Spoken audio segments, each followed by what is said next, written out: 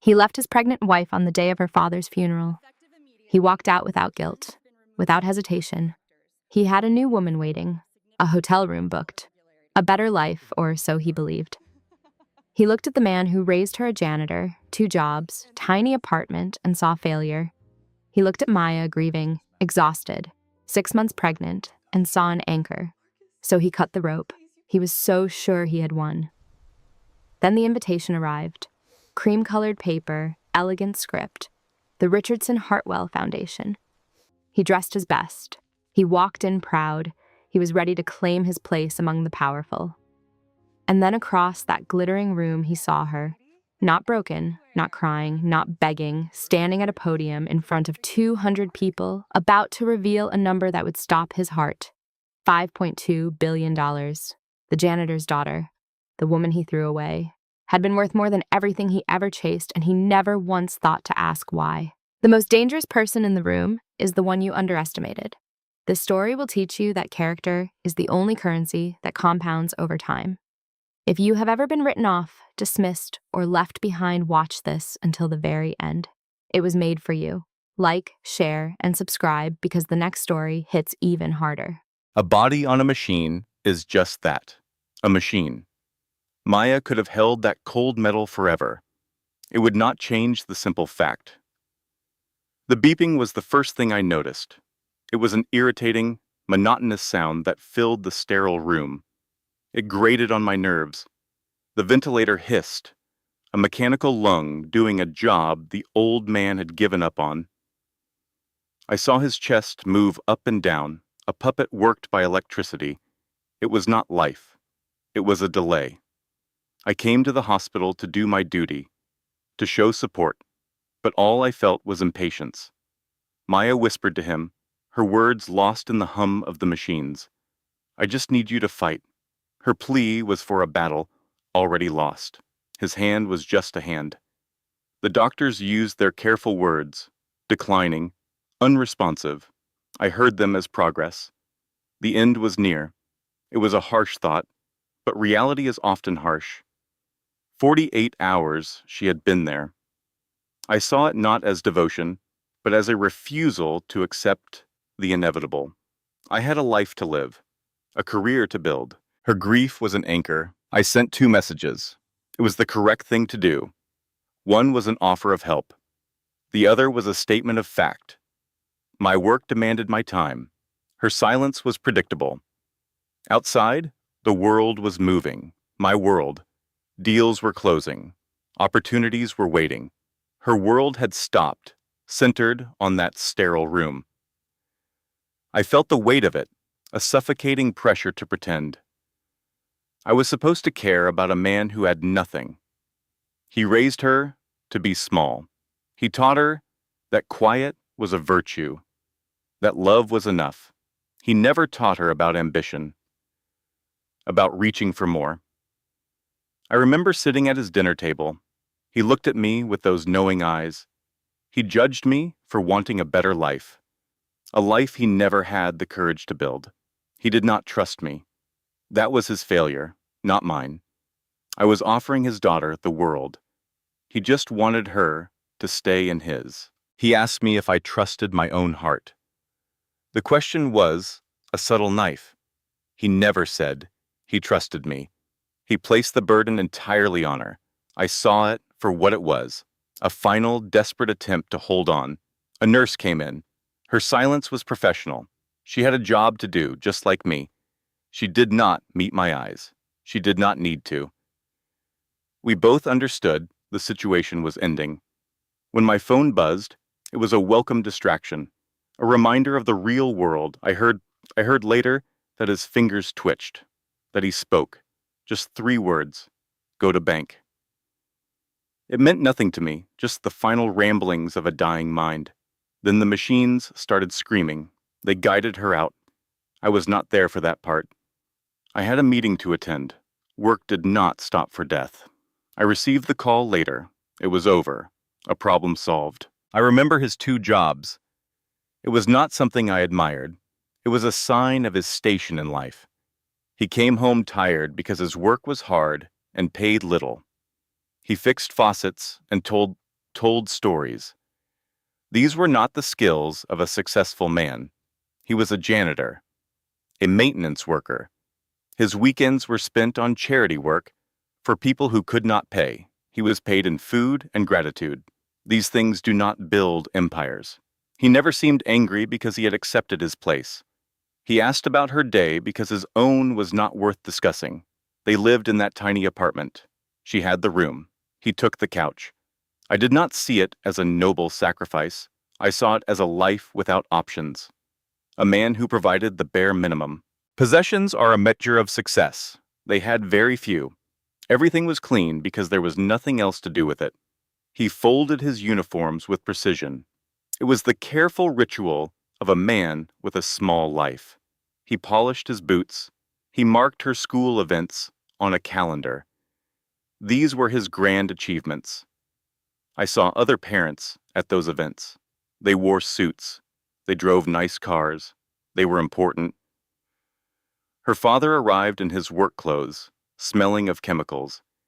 He sat in the back. She says she was never embarrassed. I find that hard to believe. While other men checked their stock portfolios, he watched her. He had nothing else to watch.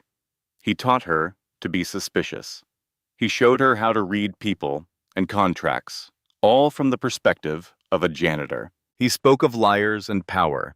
He acted as if he understood the world of men like me.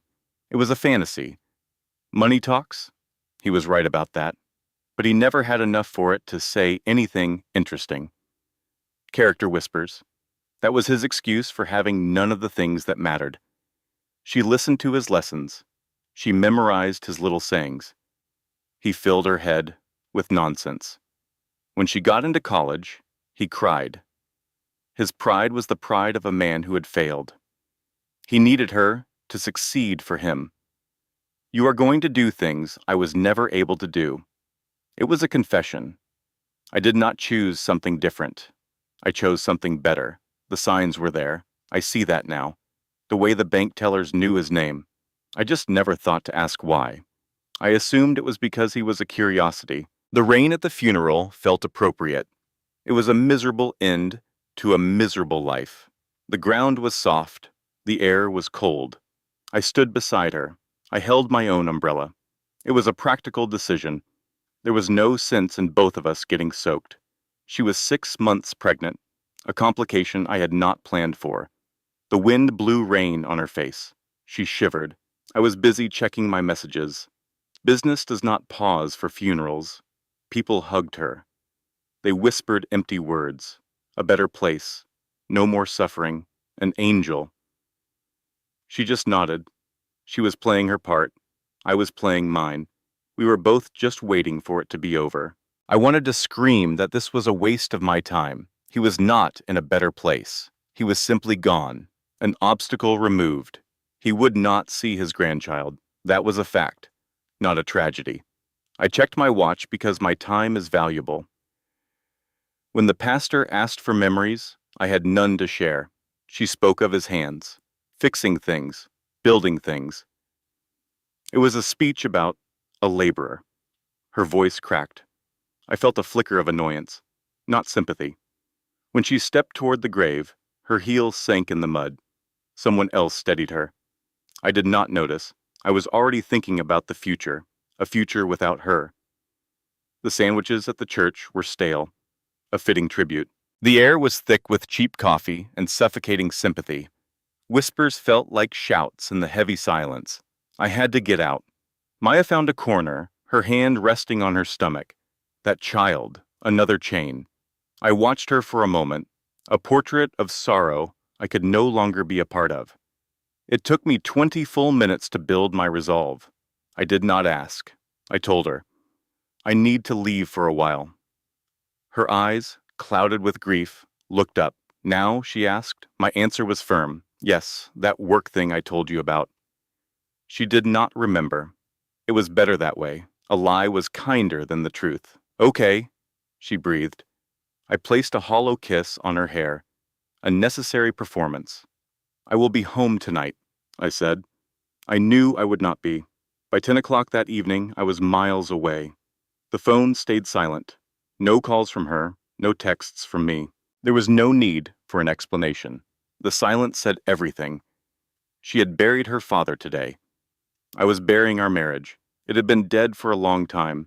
She just refused to see the body. I was finally giving it a funeral. Confirmation was not my responsibility. A conversation would have been a lie. A rumor would have been cowardly.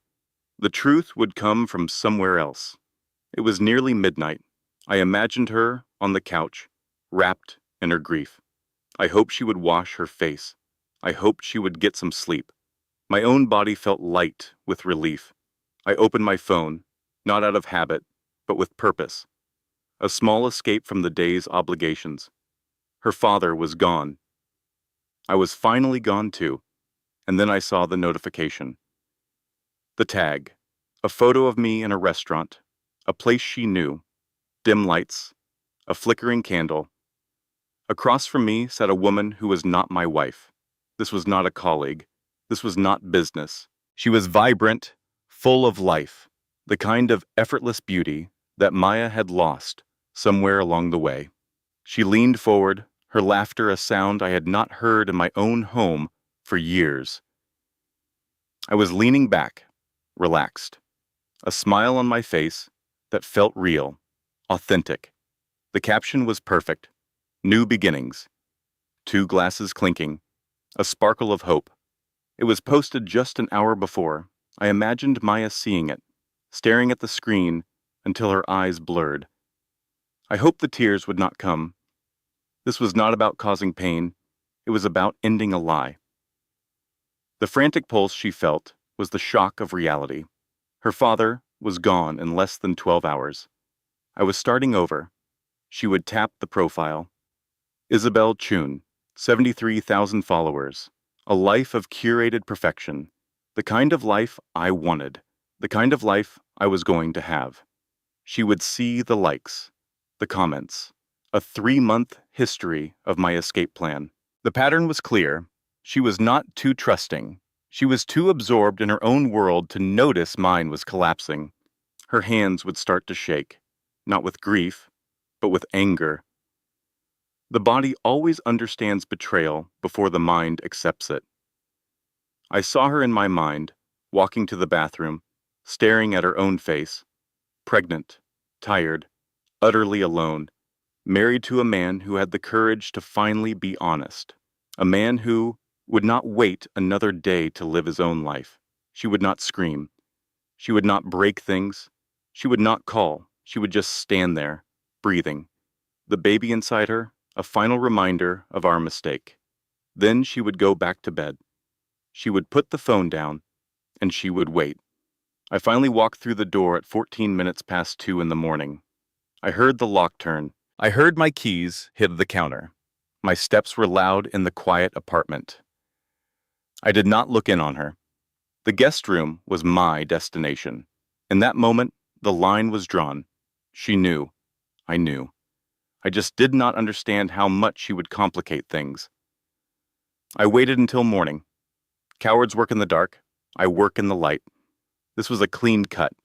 I found her in the kitchen, staring into a coffee cup she would not drink. I was rested, showered, ready. This was the first day of my new life. We have to talk, I said. She said nothing, just watched me, waited for the words she already knew. I sat down. I folded my hands. This was a negotiation. I think we both know this is not working, I started.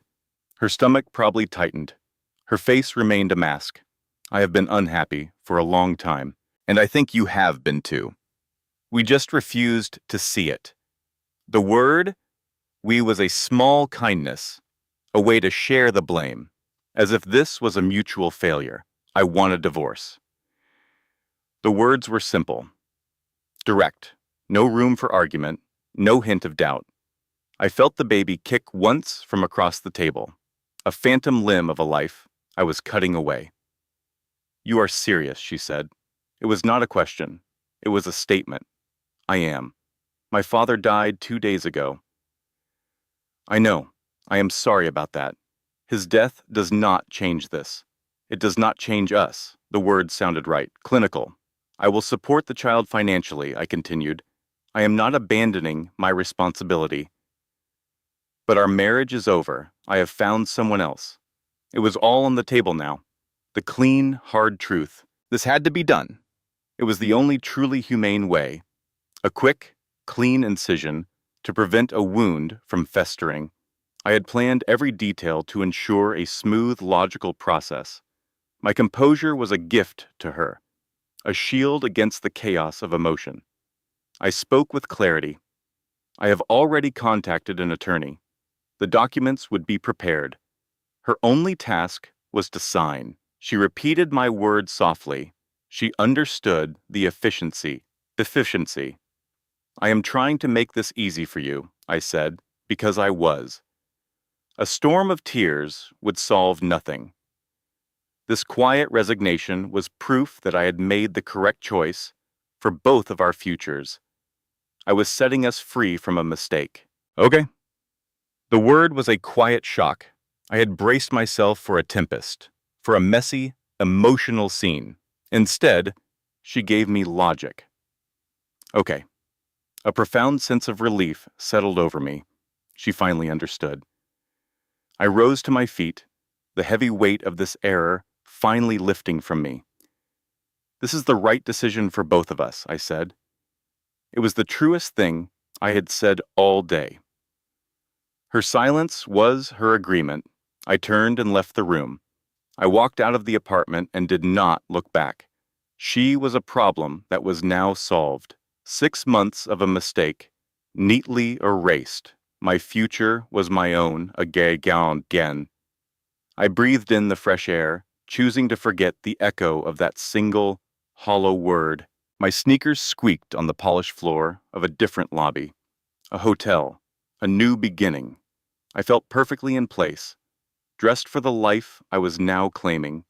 A woman in a smart suit approached me, not with pity, but with a room key. Mr. Chun, Isabel is waiting for you in the lounge. I had called ahead. I had made an appointment with my future. They were expecting me. She led me past the front desk, through a set of glass doors, and into a space filled with light and quiet music. A private window-filled room. Isabel, who appeared to be in her late 20s, with bright eyes and a genuine smile, stood as I walked in. She had a confidence about her that suggested she had never seen failure. Marcus, she said in a warm voice, I was worried you would be late. I am so glad you came. I could only smile. A weight was lifting from my chest. He told her to come, just as I knew he would. The girl could not finish the sentence, her voice faltering on the memory. I showed her to a chair. Every detail had been arranged years ago, a promise made to a dying friend. I placed the metal box between us, a legacy contained in steel. The numbers 1, 2, 4, 7 stared up at her. It needs 2 keys, I told her. I produced mine from my coat, a heavy, cold piece of my life's work. Yours is with his things. She fumbled in her purse for the envelope. Inside, among the trinkets of a simple life, was the brass key. She gave it to me. I inserted them both. They turned with a clean, final sound. The mechanism unlocked. I lifted the heavy lid, then I stepped away. You need privacy for this. I will give you the time you require. I closed the door softly, leaving her with the ghost on the table. She was staring at the stack of papers bound by a simple clip, and the letter. His familiar handwriting on the envelope, a final whisper, but below it all lay the real truth. The photographs. I knew they would shake her. There he was, at 25, standing before the mansion, dressed in the power he had abandoned, surrounded by a world he had rejected. She would turn to the next item, a brittle piece of newsprint. The headline screamed his failure. Hartwell heir vanishes. The date confirmed the story, 34 years ago. James Hartwell III. She would look from the name to the photograph. Her father. But not her father. Her hands would tremble. They always do. She would reach for the documents. The first page was a legal trust, created 28 years ago, updated 3 weeks before his end. The beneficiary, Maya Richardson. The trustee, Victor Kane. My name, my burden. She would scan the words she could not possibly understand. Irrevocable, protected interest, spousal exclusion. Then her eyes would find the number. At the bottom of the page, she would read it and read it again. It would not feel real. Her father was a janitor, a man who scrubbed floors for a living. He had left her a kingdom, not a house, not a small savings, an empire. Her hands would shake as she opened his letter. No letterhead, just his words, his neat, slanting script, just as it always was when he believed he was doing something important. Baby girl, if you are reading this, I am gone. I am sorry. The pathetic apology of a man who chose love over duty. Some truths are just easier to accept. My name was not always James Richardson. I was born James Hartwell III. He was heir to a legacy that valued strength over sentiment. A family that understood control is the only real character. My father built an empire. My grandfather made it bigger. I was meant to continue it. No questions, no deviation, no choices. Then at 26, he met her. The woman from the bookstore. She read poetry. She wore a single braid. She made him laugh. A weakness I never understood. She did not care about the name. She did not care about the money. She cared only for the man when no one else was watching. I wanted to marry her. The family refused. Of course they refused. She was not part of the plan. They demanded strategic alliances, mergers, arrangements that fortified the empire. So they gave him the choice, the fortune or the woman. He chose her. He paid the price for that weakness. The girl had to stop reading, wiping away tears. They cut him off. They disowned him. They erased his name from the records, as if he never existed. I changed my name. He found jobs that required no history. He started over with nothing but the woman he loved, and the foolish belief that meaning was better than money. Your mother and I had 6 wonderful years. Then she was gone, and those 6 years were the richest of my life. But he never told them the truth, the part he arranged before he walked away. He did not abandon the fortune. He restructured it. He hid it behind legal walls so high their lawyers could never scale them. He gave control to me. The one person he knew understood power. And then he waited. He did it not for revenge. He did it because he feared you would one day need it. The money grew. I saw to that. It was managed by people who knew true wealth is not for spending. It is for security. It is for options. This gives you power. It shields you from the people I ran from, the kind who measure your worth by your use to them. I wanted you to be free from that world. I needed you to find yourself before you found what you owned, to love for real reasons, to build character in secret. Now you have the truth. You must understand something else. This is not about changing who you are. It is about allowing you to remain yourself. No compromise, no fear, no one's approval needed. She put his letter down. He was not running. He was building her a cage of gold. The other documents laid out the design. The language was cold. It was precise. An irrevocable trust, created 6 months after he became someone else. Updated every 5 years. The last change made 3 weeks before he died, right after the final diagnosis. Maya read the pages carefully, forcing herself to absorb it. This was not cash in a bank. It was a fortress, built with legal steel and a long vision. Every asset was shielded, unreachable by lawsuits or creditors or marriage. Her name appeared on no public file, no tax records, no deeds, nothing traced back to her. Victor Kane, the trustee. I was given total power to manage and protect it all. But I was forbidden to spend a single dollar without her written consent after her 25th birthday. She had turned 25 only 3 months ago. One section stopped her, the spousal exclusion clause. She read it twice, trying to understand the legal words.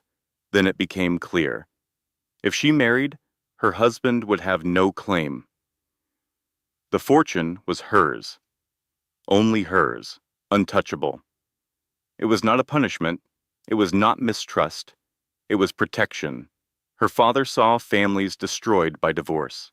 He built a wall around her future, a barrier no one could pass, not a thief, not a con man, not even a well-meaning husband in a failing marriage.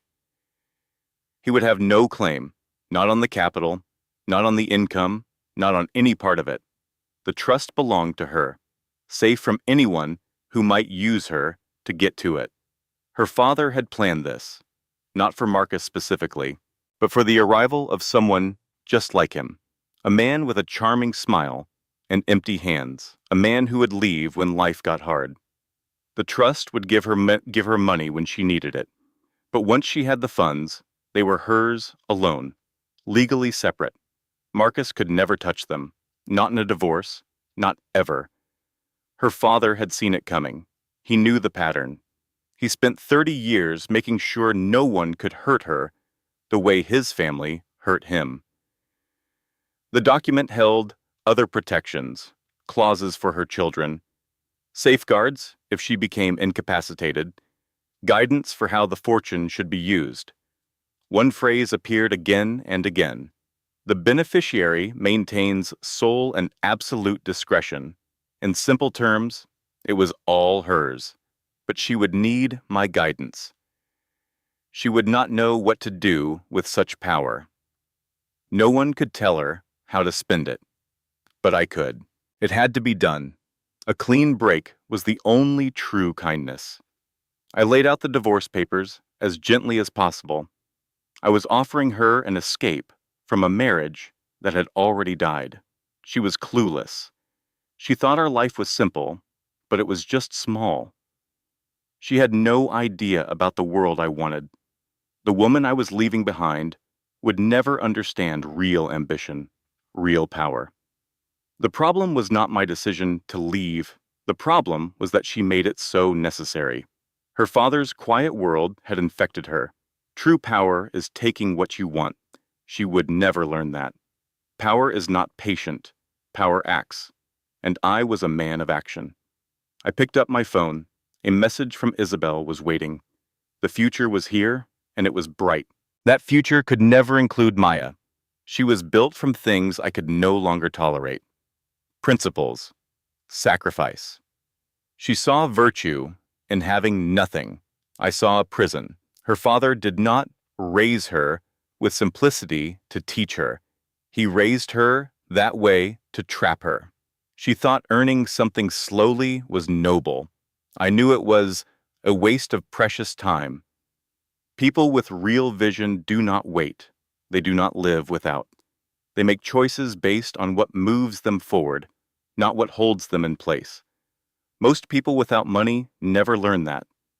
They mistake their condition for character. They think poverty makes them strong when it only makes them quiet. I am not like them. I know strength is about what you can build. It is what you do when you finally have the chance to grasp everything. And now that my chance was here, I had to take it. They would talk.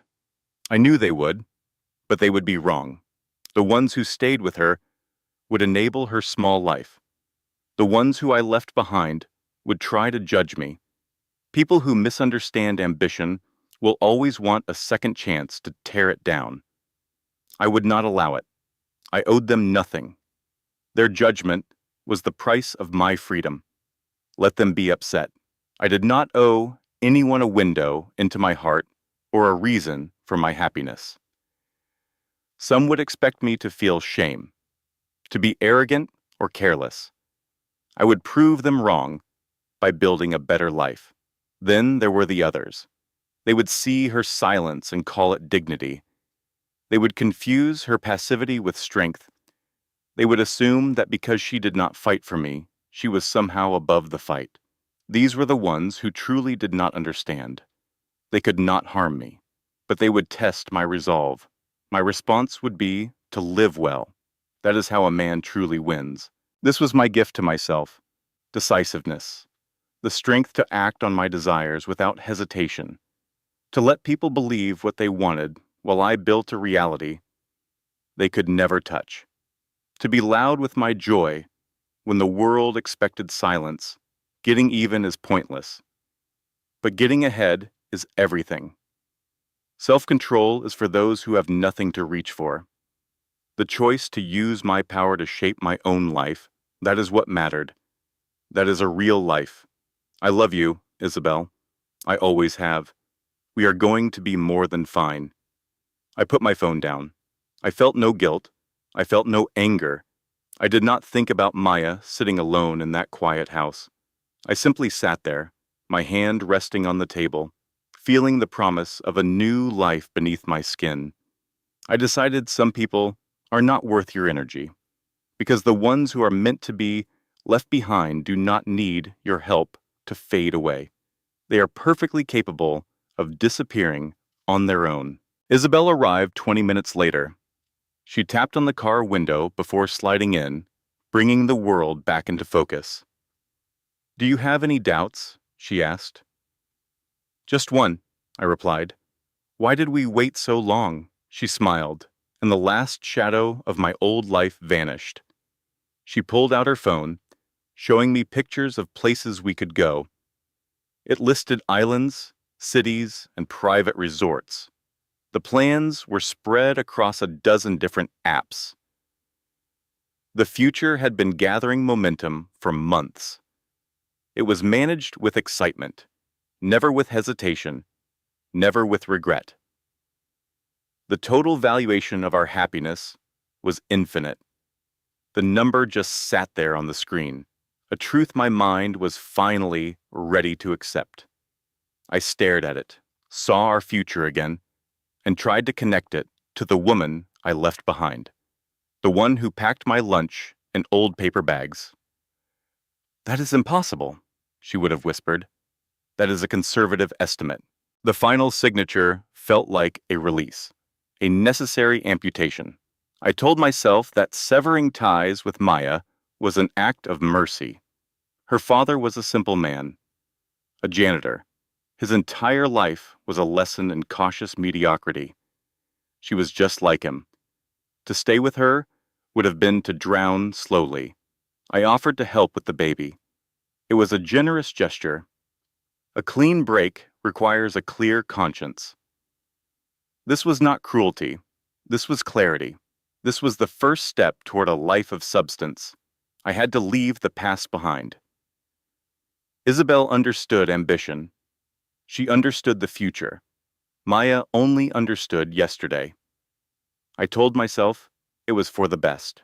The courthouse ceremony was perfect, quick, decisive, a public statement of my new life. Isabel looked like a winner standing next to me. The online comments were predictable, the bitter cries of small people. They could not understand the vision. They saw a timeline. I saw a destiny. Pain is a part of progress. Maya had to understand that. I put her out of my mind. She was a footnote in a story that was just beginning. Her sadness was a weight I no longer had to carry. My life was finally moving forward. I felt nothing but the clean, sharp relief of a difficult choice well made. I had committed every single moment with her to memory. Whenever anyone asked how I was doing, I offered a confident smile and gave the same answer every single time: I am happy. And what was strange is that I truly was. It was not because the separation was not messy. It was because I had learned a lesson that Maya never would. True happiness does not need to wait for an audience. It simply seizes its time. Think about it. Real ambition must be loud until it is firmly established. Most people feel the need to hide their desires until they get them. But those who truly deserve it know better. I moved quickly. Our divorce was officially completed in just 43 days. My new marriage took place only 12 days after that. Maya signed every single document without putting up a fight. She requested no alimony. She did not contest our few assets. She took only what was hers, which was almost nothing. And she allowed me to leave, believing I had handled the whole situation with mercy. I made one public post about it, a carefully written statement about moving on with grace and choosing my own happiness. The comments poured in, a mix of support and disgust. Good for you, man. Life is too short. You seriously could not wait 6 months. Her father literally just passed away. This is the exact reason people have lost faith in marriage. Isabel also posted something. It was a picture of her hand showing off a brand new ring. The caption read, "When you know, you just know." The internet certainly had its opinions, and they were very strong. Maya became the subject of stories. The pregnant wife whose husband abandoned her. The woman who never uttered a single word in her own defense. The one everyone was watching, just waiting to see when she would finally crack. Her husband had left her immediately following her father's funeral. The story was sympathetic, tragic, and a little bit pathetic. I heard it all, and I knew it confirmed my choice. She was the woman who needed saving, and I was the man who had finally saved himself. The public chatter faded, just as I knew it would. People have short memories. They move on to the next cheap drama. My life with Isabel was taking shape. We were building something real, something powerful. I sometimes pictured Maya alone, struggling. It was a sad image, but it confirmed the rightness of my decision. Some people are not built for the climb. They are meant to stay in the valley. Her father stayed there his whole life. She was his daughter in every way. My path was different. My path led up, far away from that quiet, stagnant life. Then the invitation arrived. Heavy cream-colored paper, an elegant script. It felt important. It felt like it belonged in my new world. Isabel and I looked at the name, the Richardson Hartwell Foundation. It sounded old. It sounded like money. This was an opportunity, a chance to connect with the right people. The name meant nothing to me, just another dynasty I was about to meet. The past was a distant country. I had no reason to look back. I was only looking forward. This was where I belonged. This was my future arriving in the mail. This was a major event. Isabel was certain of it. We discussed the guest list. We imagined the powerful people who would be there. This was more than a party. It was an initiation, a confirmation of my arrival. My father-in-law's name never crossed my mind. The janitor. The thought was absurd, impossible.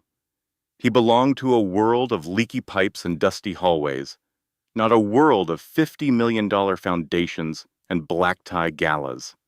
My mind did not make the connection, because there was no connection to be made. This was about my world, not hers. The news articles were amusing. They mentioned James Richardson. I laughed. It had to be a different person with the same name. A ridiculous coincidence. The press release was polished, professional. It spoke of legacy and community. I saw a clever marketing strategy, using a simple man's name to seem humble. It was a smart play. Isabel agreed. We felt like we were in on the secret. We understood how the world really worked. We were not like the confused masses. We saw the game, and we were ready to play. The public's speculation was predictable. Scams, hidden celebrities, they grasped at straws. Their small minds could not comprehend this scale of wealth. But I was an invited guest. I was on the inside. The noise and rumors only made the event feel more exclusive, more important. I was a part of something they could only guess at. Maya did not exist in this reality. She was a ghost from a previous life, a life I had successfully escaped.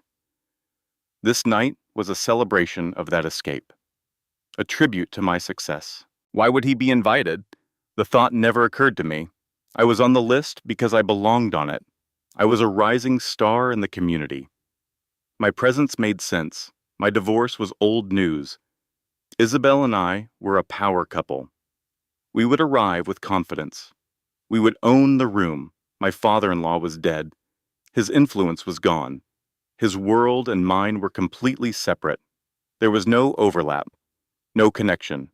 I was certain of it. The man was a janitor. His story was finished. Mine was just getting started. The estate was a palace. It was a monument to power. Chandeliers dripped light like diamonds. The air itself felt expensive. This was it, the validation. The proof that my hard choices had paid off. Isabel was radiant on my arm. We were a portrait of success. Then I saw her, across the room. Maya. Her hands rested on her swollen stomach. She wore a green dress. She did not look broken. She looked serene. It was jarring. A ghost at the feast. She must be on the catering staff. Yes, that had to be it. I felt a familiar wave of pity. She was still stuck in a world of service. Still so far beneath me. This was all for the best. Isabel fit into these rooms. Her dress was a banner of our new life. I had to leave the past behind, build something real. Then I saw her, across the room. The necklace she wore was familiar, a relic from a life I had encouraged her to forget. It was all so deliberate. Her quiet presence was an accusation. "How are you feeling?" Isabel asked. I felt trapped. A ghost had appeared at the feast. I saw the guests, people from her father's small world. They did not belong here. Then my eyes found her again, standing there, so visibly pregnant. It was a calculated performance. Isabel led me to the bar. We smiled. We played our parts. This was my world now. She had no place in it. I was right to leave. This sterile, perfect room proved it. I searched for her again, hiding in some corner, I was sure. But Isabel was here, my anchor in this new, better reality. We held our drinks like trophies. We nodded to strangers. We were the image of success. Her pulse in my neck was a frantic drum. He stood beside her. That man, Victor, he was protecting her. I wanted to walk away. Just leave her to her games. But Isabel would ask questions. My choice had to be perfect. My confidence had to be absolute. Moving forward was the only option. She walked out of the shadows, down the long hall. She paused at the door, took a breath.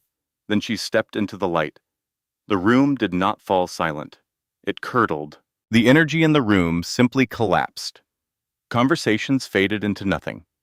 Every person turned, not because of some grand arrival, but because she was alone. And she was carrying my child. I saw the understanding move through the crowd. I felt their eyes on me. My face was a blank mask. Confusion twisted into cold dread. This was a trap. Isabel leaned close. Her whisper was sharp. I did not answer her. I could only stare. She avoided my gaze completely. She moved with a purpose that terrified me. She sat near the front, placed her hands on her stomach. Just breathe. An old woman approached her, speaking softly. I could not hear the words. I only saw the sympathy. It was a poison. It would all come back to me. People came to our table, offering congratulations, sharing stories about a new marketing campaign. And all the while, I was free. I felt a thought forming in my mind. This was not just some random evening. This was my evening, my life. And she had no idea what was truly about to happen. The lights in the lounge were perfectly dimmed. Music played softly in the background. Isabel was the first to speak.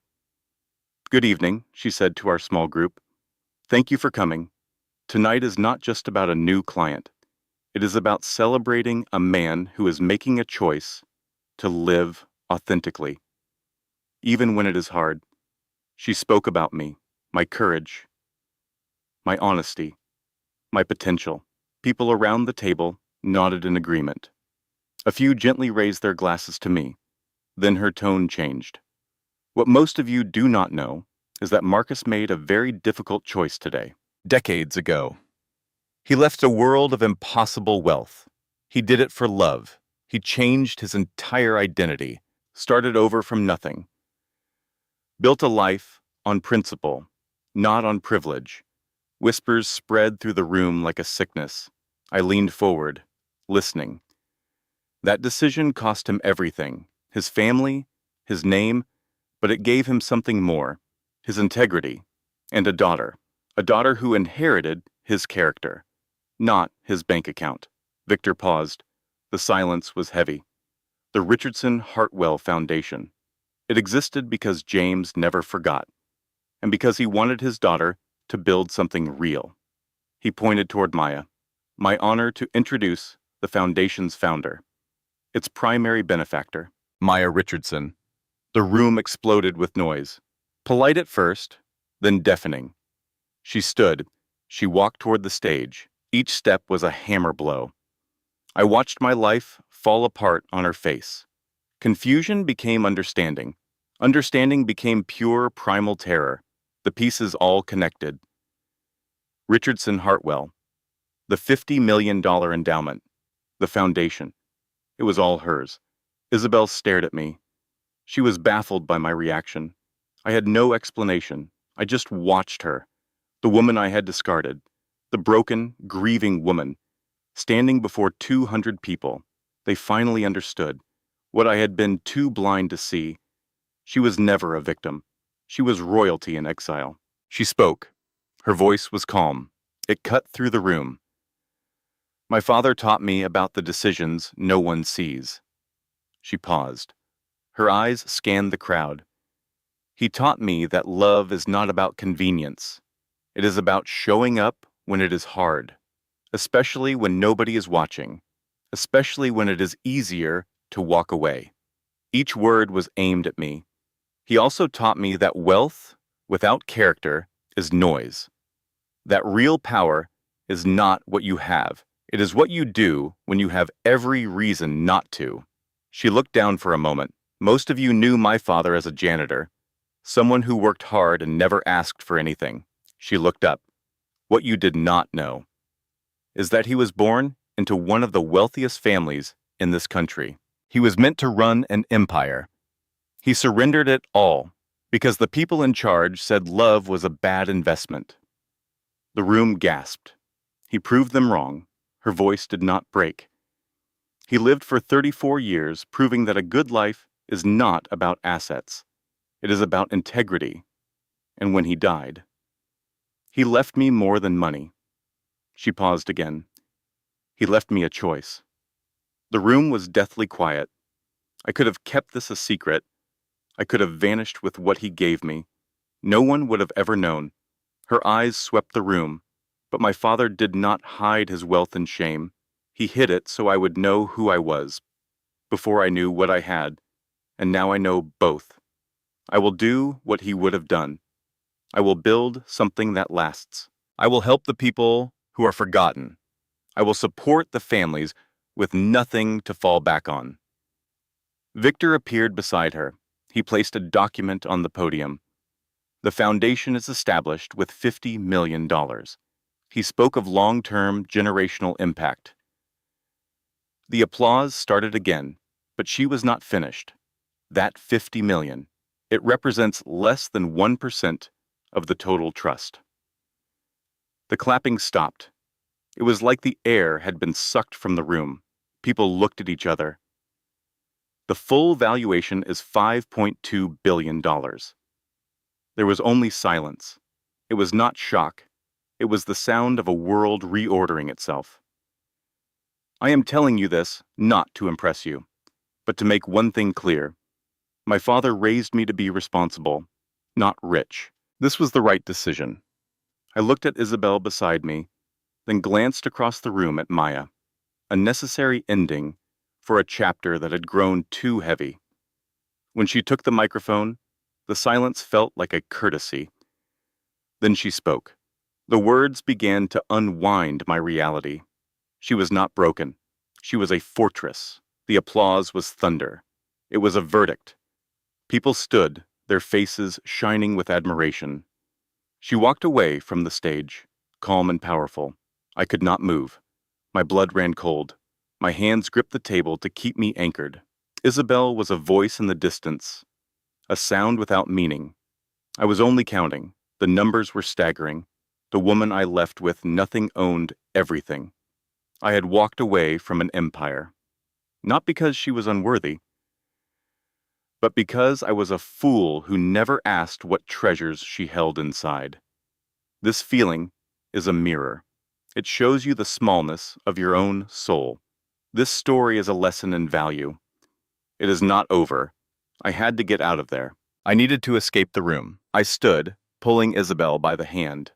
A lie about fresh air formed on my lips, but Victor was there. He did not move to stop me. He simply stood by the door with a quiet smile. That smile was a judgment. It said he knew everything. I stopped cold. Isabel's confusion was a distant echo. What is wrong? I had no words for her. How could I explain it? The woman I had left 8 weeks ago was a giant. I abandoned her while she carried my child. I left her in her grief. And now she controlled more wealth than my entire lineage. I threw away billions. All because I lacked the patience for a season of sorrow. Every choice I had made was a magnificent mistake. I had miscalculated the balance of power completely. Isabel tugged at my arm again. Marcus talked to me. I sat down. My body felt like stone. A wave of celebration washed over the room. They praised her foundation. They spoke of her grace.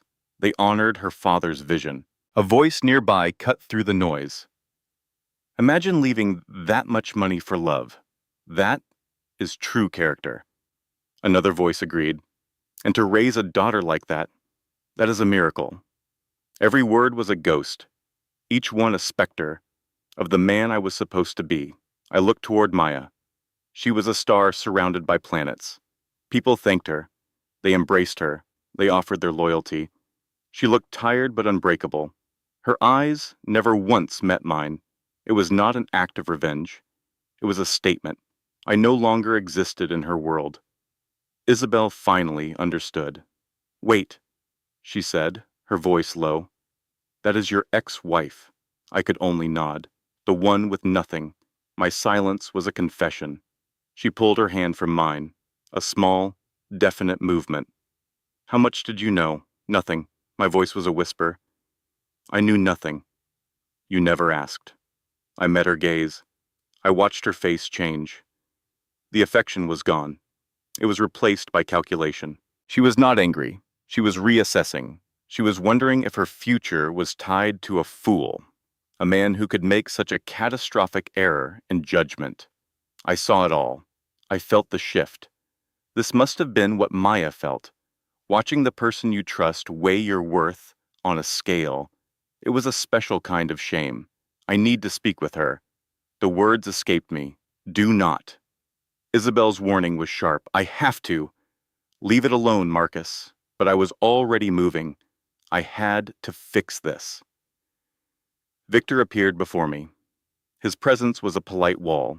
She is not available right now. Just 5 minutes. She is not interested. My jaw tightened. You cannot speak for her. I do not need to. She asked me to make sure you understood. There is nothing left to say. The words were a steel door slamming shut.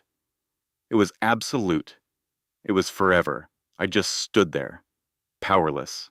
The woman I had dismissed was now the center of the universe. She spoke with people of actual consequence. I had wanted some kind of ending, a final conversation, maybe even a chance at redemption. But she owed me nothing, and she would give me nothing. 10 minutes later, she was gone. She slipped out a side door without a grand exit. She simply vanished.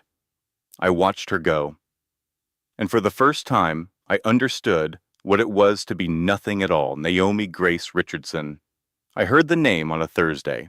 7 pounds and 4 ounces, a full head of dark hair, her grandfather's eyes. Maya held her in a quiet hospital room. I was not there.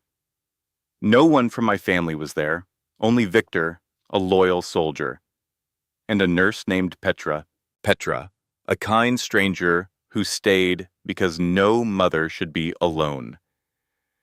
She is perfect. That is what the nurse whispered. Maya just cried. Her father should have been there. He should have held the life he worked so hard to build. That small weight in her arms was his final victory, a future he bought that he would never see. Maya looked at her daughter's face, a perfect, clean slate. My sweet girl, I will always protect you. Her promise was made in a room I could not enter. Her father was gone.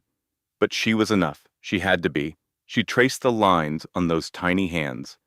Your grandfather loved you before you were born. She spoke to the child. He made sure you would be safe. He made sure you would be free. The baby yawned. A small life, already complete. Victor stood near. His face was full of a warmth I had never earned. James would be so proud, he said to her. You did a good thing, Maya. She took a deep breath. I feel like I only survived. He smiled. That is more than most can say. She was in the hospital for 2 more days. She learned how to be a mother. I sent flowers, a generic bouquet, a simple card. Congratulations. Wishing you both well. She threw them in the trash. I knew she would. It was not about anger. It was about relevance. The gesture was hollow. It came from a man who had already chosen to be a ghost. At the same time, Isabel posted a photograph. Us at a sunny brunch, smiling. The caption was a performance. Choosing joy every day. Maya never saw it. She was focused on things that mattered. When she took Naomi home, the apartment changed. It was smaller, quieter, but it was full. I imagined her placing the bassinet near her bed. I imagined her hanging the mobile her father made, the small wooden animals he carved in the dark. I saw them in his apartment, wrapped and waiting, with a note, for when she arrives. Now they spun above his granddaughter, creating soft shadows on the wall. I pictured Maya in the rocking chair, holding her child, singing a lullaby her father once sang to her. And for a moment, I imagined she felt peace. The grief was still there, but she understood his final lesson. Legacy is not what you leave for people. It is the people you leave behind. The foundation grew. It grew faster than anyone imagined. In 6 months, it funded scholarships for 40 students. A new center for job training opened. 3 local charities received partnerships. These groups helped single parents. They saved them from eviction. They helped them with medical bills. Maya did it all quietly. There were no grand ceremonies. There were no victory tours. She only spoke when it was essential. She would show up. She would make the hard choices. She would sign the checks that remade lives. Then she would go home to her daughter. I started to see her picture sometimes, not as a socialite, but as a force for good. A woman approached her in a store one day. I read the story online. You paid for my son's tuition? The woman's voice shook. He is the first in our family to go to college. It is all because of you. Her gentle smile was a final judgment.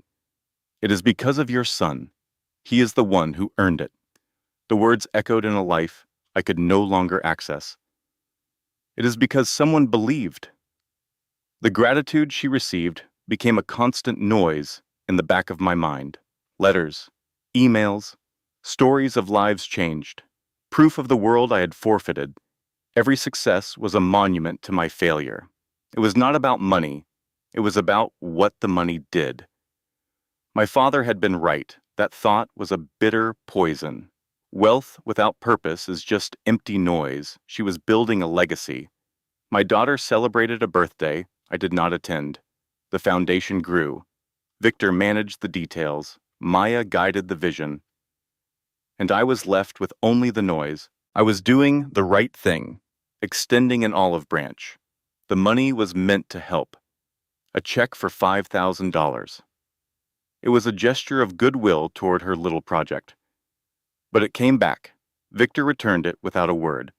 Just my own check staring back at me. On a small note, he had written a single word: declined. It felt like an insult, a rejection I did not understand. I never tried again. Isabel left me 14 months later. Her exit was quiet, clinical. She said I was a man who always looked for a better deal. She did not want to be the asset I would one day devalue. I thought she was being dramatic. I thought she lacked vision. The divorce was fast. It was clean, hardly anyone noticed, and I preferred it that way. But then, a quiet settled in. My name became lighter in conversations. I had not been destroyed. I had simply been made irrelevant. Her new life erased my old one. I saw them once. It was by chance, in a park near my office. She was pushing a stroller. A little girl, my little girl, was pointing at birds. Maya looked different. She seemed solid, grounded in a way I had never known her to be. I thought about walking over, about saying something, then I saw him. Victor was beside them, laughing. He was present. He was occupying a space I had willingly vacated, so I just watched from the shadows. The girl had her mother's smile. I remember that smile. A strange feeling coiled in my gut. It was not jealousy. It was the cold recognition of a monumental error. I saw the life I could have had. I could have been that man, the one pushing the stroller, the one she smiled at. I could have built something real. But I chose convenience. Maya was too much work. Her grief was an anchor, and I wanted to sail. So I cut the rope. Now my life was easy. My life was also completely empty. Isabel was a memory. My professional life had stalled. The foundation I had built for myself was on sinking sand. In that same time, she had built a fortress. She did it without a sound.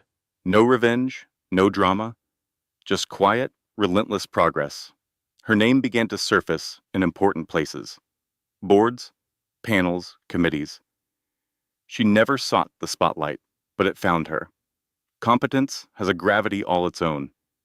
My world, in stark contrast, had frozen. My career was a flat line. My relationships were shallow transactions.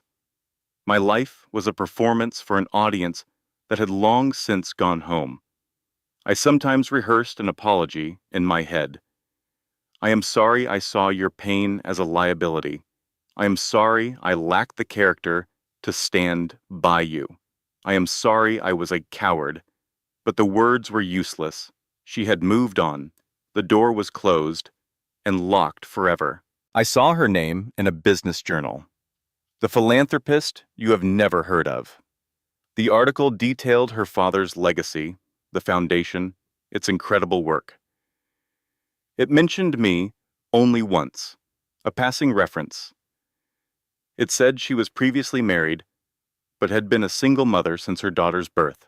That was it. One sentence. It was my entire role in her life, reduced to a footnote. I read it over and over. The sting was not from cruelty. It was from its perfect cutting accuracy. I was a detail, a brief chapter before the real story began. The most painful part was knowing I had written that chapter myself. She was moving on from her father's old apartment. I was stuck in the past I created. She was closing a final chapter, while all of mine were left hanging open. I imagined her in that old apartment, walking through the empty rooms. What did her father leave her? Not just money. He left her a blueprint for a life I could never understand. He taught her about character. My own father taught me about assets.